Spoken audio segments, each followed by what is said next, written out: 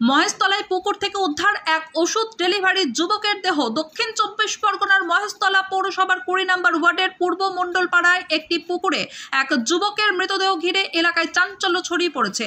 পরিবার সূত্রে জানা গিয়েছে, ওই যুবক দীর্ঘ 5 বছর ধরে ওষুধ ডেলিভারির কাজ করত।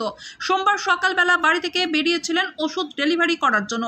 রাতে বাড়ি না ফেরায় হন্যে হয়ে খোঁজাখুঁজি করে পরিবারের লোকজন। এরপর তারা মহেশতলা থানায় নিখোঁজ ডায়েরি করেন। মঙ্গলবার বিকেলে আখড়ার পূর্ব মণ্ডলপাড়ায় একটি পরিত্যক্ত পুকুর থেকে ওই যুবকের দেহ ভেসে থাকতে দেখে এলাকার লোকজন। তড়িঘড়ি খবর পেয়ে ঘটনাস্থলে ছুটে আসে মহেশতলা থানার পুলিশ এসে ওই দেহটিকে উদ্ধার করে বেহালার বিদ্যাসাগর হাসপাতালে পাঠালে চিকিৎসকেরা মৃত বলে ঘোষণা করে। এর পাশাপাশি পুলিশ সাইকেল ও একটি মোবাইল ফোন উদ্ধার করে মৃত ওই যুবকের নাম রাজেশ ঘোষ, বয়স আনুমানিক 28 বছর। ওই যুবকের বাড়ি 16 নম্বর ওয়ার্ডের মোল্লার গেট গভর্নর কলোনির ব্লক এর বাসিন্দা। তবে কি কারণে মৃত্যু ইতিমধ্যেই তদন্ত শুরু করেছে মহেশতলা থানার পুলিশ। গতকাল সন্ধ্যায় মৃত রাজেশের পরিবারের সঙ্গে দেখা করেন মহেশতলা পৌরসভার 17 নম্বর ওয়ার্ডের পৌরপিতা তথা 16 নম্বর ওয়ার্ডের পর্যবেক্ষক শুভাশিস দাস এবং পাশে থাকার আশ্বাস দেন তিনি।